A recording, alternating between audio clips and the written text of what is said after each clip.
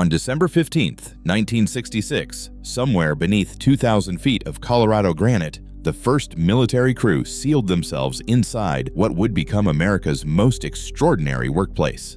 15 buildings suspended on giant springs, fed by artificial air, powered by hidden diesel engines, and cut off from every natural life support system that sustains human existence. The Cheyenne Mountain Complex houses hundreds of personnel. They work 12-hour shifts without sunlight, breathe filtered air scrubbed of toxins, and drink water from underground lakes most people don't know exist. This is the story of what it takes to live and work inside a mountain built to outlast nuclear war. Your workday begins like any other in Colorado Springs. You drive through suburban neighborhoods, past coffee shops and strip malls, toward the foothills of the Rocky Mountains. Nothing in this ordinary commute suggests you're heading to one of the most classified facilities on Earth. The approach to Cheyenne Mountain looks like any secure military installation: a simple guard checkpoint, a winding road up the mountain slope. The entrance itself is a tunnel portal cut into the granite face, barely wide enough for 2 lanes of traffic. You could drive past it without realizing you're looking at the gateway to America's deepest military secret. This deliberate mundanity serves a purpose. The North Portal gives no hint of what lies beneath. No imposing architecture announces the presence of the massive complex carved into the mountain's core. The only indication of the facility's true nature comes from the road itself, a steady climb that ends abruptly at a hole in the rock.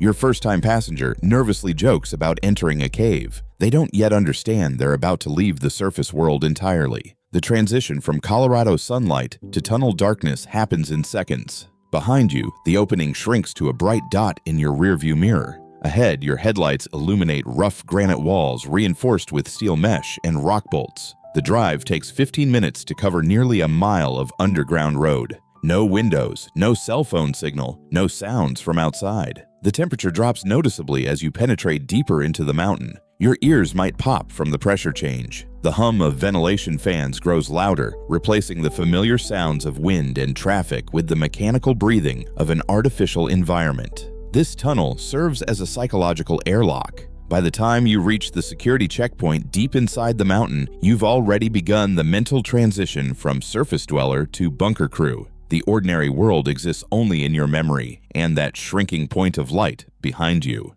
2 massive steel and concrete barriers, each weighing 25 tons, stand between the tunnel and the inner complex. When open, they create a portal large enough for supply trucks. When closed, they seal the facility from the outside world with the finality of a bank vault. Most days you pass through while the doors stand open, their enormous bulk barely noticeable in your peripheral vision. But witnessing them closely changes your understanding of where you work. The process takes 45 seconds to complete, not the dramatic slam of a movie bunker, but a slow, grinding descent of immense weight settling into place. The sound starts as a mechanical whir, then deepens into a grinding groan that you feel in your chest as much as hear. Steel scrapes against steel, hydraulic pistons hiss under tremendous pressure. Finally, massive locking pins engage with a solid thud that echoes through the tunnel system. During the closing sequence, the artificial nature of your environment becomes viscerally apparent. You're witnessing the physical act of separation from Earth's natural life support systems. Once those doors seal, every breath you take, every drop of water you drink, every watt of electricity that powers your workspace must come from the mountain's internal systems. The psychological impact varies by individual. Some crew members describe a sense of security. The doors represent protection from external threats. Others experience claustrophobia or anxiety as their escape route disappears. Most adapt within weeks, but the sound of the blast doors closing never becomes completely routine. A smaller 12-ton door at the south portal provides backup access and air intake. This redundancy reflects the facility's core design principle. Every system critical to survival must have a backup. Your life depends not just on the primary systems working, but on the assumption that some will fail. The security checkpoint beyond the blast doors operates like a small building constructed inside the tunnel. Badge scanners verify your identity. X-ray machines screen all belongings. Armed guards control access to the inner complex. This final barrier reinforces the gravity of your workplace. You're not just entering a secure facility, you're joining the crew of humanity's survival bunker. Once past security, you encounter the most disorienting aspect of the Cheyenne Mountain Complex. 15 multi-story buildings stand inside massive excavated chambers, connected by a grid of tunnels and intersections. These aren't rooms carved from rock. They're conventional office buildings constructed inside hollowed-out caverns. The buildings rest on more than 1,300 steel springs, each weighing around 1,000 pounds. This suspension system allows the entire inhabited structure to move independently of the mountain itself. The buildings can shift up to 12 inches in any direction, designed to absorb the seismic shock of a nuclear explosion as close as 1.2 miles away.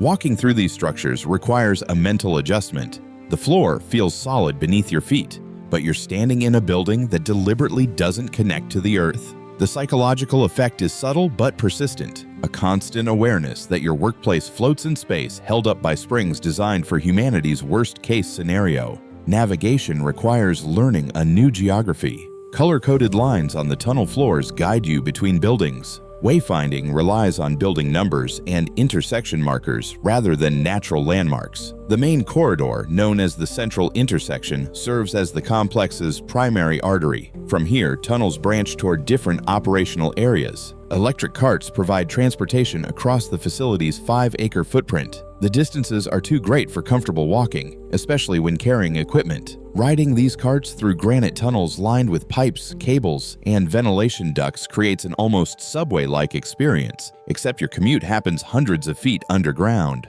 The caverns themselves soar up to 60 feet high, cathedral-like spaces that dwarf the buildings inside them. This architectural juxtaposition never stops being surreal. You're working in conventional office spaces surrounded by raw granite walls. Conference rooms and computer terminals exist inside mountain chambers that echo with the sounds of ventilation systems and distant machinery. Some chambers house purely functional spaces such as maintenance workshops, storage areas, and utility rooms. These areas feel more industrial, with exposed rock walls and the constant presence of the infrastructure required to sustain underground life. The noise level here runs higher. Tool clatter, machinery hums, the mechanical sounds of keeping an artificial city alive. Your first lungful of air inside the complex carries a distinct quality: filtered, controlled, and completely artificial. The mountain's life support systems have taken over every function that Earth's atmosphere normally provides, creating a manufactured environment designed to keep hundreds of people alive in sealed conditions. Massive fan banks pull outside air through the South Portal Tunnel, then force it through a series of filters before distribution throughout the facility. The most critical component is the array of chemical, biological, radiological, and nuclear filters. Room-sized units containing activated charcoal and particulate filtration media capable of removing weaponized agents, fallout, and toxins from incoming air. The constant background hum you hear throughout the complex is the sound of these life support systems working. Air circulation never stops. The ventilation maintains consistent temperature and humidity levels regardless of external weather conditions. Summer thunderstorms and winter blizzards do not affect the artificial climate inside the mountain. In a sealed scenario, the blast valves would snap shut, cutting off external airflow. The complex would begin operating like a submarine, recycling its existing atmosphere while scrubbing carbon dioxide and adding oxygen. The same CBRN filters that normally clean incoming air would work to purify the sealed internal atmosphere. This transition from open to closed air systems happens automatically during lockdown procedures. Environmental sensors monitor air quality continuously. If external contamination reaches dangerous levels, the system seals itself without human intervention. The crew's job is to monitor the transition and ensure all personnel are accounted for before the facility becomes completely isolated. The psychological adjustment to artificial air varies among crew members. Some report initial headaches or stuffiness as their respiratory systems adapt to the filtered environment. The absence of familiar outdoor scents, rain, vegetation, seasonal changes creates a sensory flatness that takes time to accept. Humidity control becomes critical in a sealed environment. Too much moisture leads to condensation and equipment problems. Too little causes respiratory irritation and static electricity issues. The environmental systems maintain precise atmospheric conditions, creating a climate that exists nowhere in nature. 4 underground reservoirs carved from solid granite hold the water that sustains life in the mountain. The largest contains 1.5 million gallons, primarily for industrial use, cooling the power generators that keep the facility operational. A separate reservoir stores potable water for drinking, cooking, and sanitation needs. The water source itself is one of Cheyenne Mountain's most remarkable secrets. A natural underground spring within the mountain continuously replenishes the supply. This geological coincidence eliminates dependence on external municipal water systems. The facility is literally built around its own water source. Treatment systems ensure the spring water meets all safety standards for human consumption. Filtration removes sediment and minerals. Chemical treatment eliminates potential biological contaminants. Storage tanks maintain pressure throughout the distribution system. The entire water supply operates as a closed loop, recycled and purified continuously. In a lockdown scenario, water becomes the crew's most precious resource. Rationing procedures limit individual consumption while maintaining minimum requirements for cooking, sanitation, and equipment cooling. The underground lakes provide enough water for over 30 days of sealed operations, but careful management extends this capability. Power generation happens in a dedicated chamber housing 6 diesel generators, each producing 1,750 kilowatts of electricity. These units are massive. Each generator is roughly the size of a locomotive engine. During routine testing, their low-frequency rumble can be felt throughout the complex.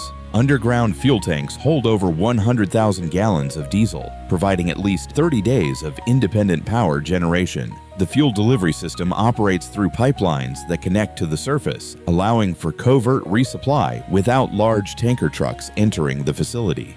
The electrical distribution system mirrors that of a small city. Primary power normally comes from Colorado Springs municipal utilities. The diesel generators serve as backup, automatically engaging during external power failures. The transition happens seamlessly. Critical systems never lose power during the switchover. Emergency power provides another layer of redundancy. Battery systems maintain essential functions for short periods during generator maintenance or fuel system problems. Every critical system has multiple power sources, reflecting the facility's no-failure design philosophy. The dining facility operates around the clock, serving the rotating shift population. Food quality reportedly exceeds typical military standards, a deliberate morale consideration given the unique stresses of underground duty. Mealtime serves as both sustenance and social ritual, providing structured interaction points during long shifts. Long-term food storage reflects the facility's survival mission. Vast stores of non-perishable foods,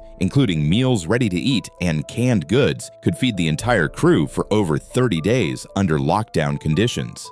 These supplies require constant rotation and inventory management to maintain freshness and nutritional value.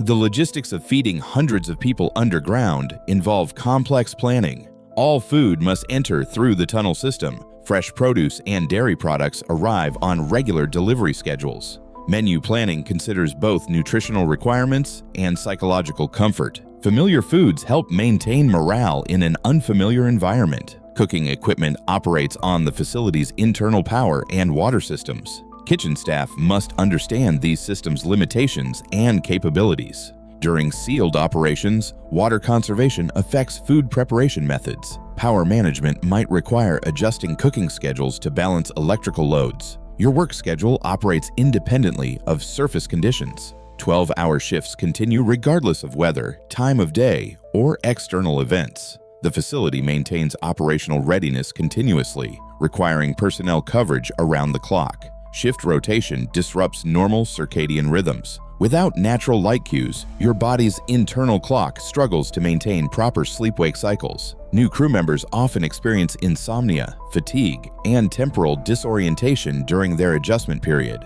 The work itself demands sustained attention during long periods of routine monitoring. Command center operations involve watching data streams, communicating with external military units, and maintaining readiness for events that may never occur.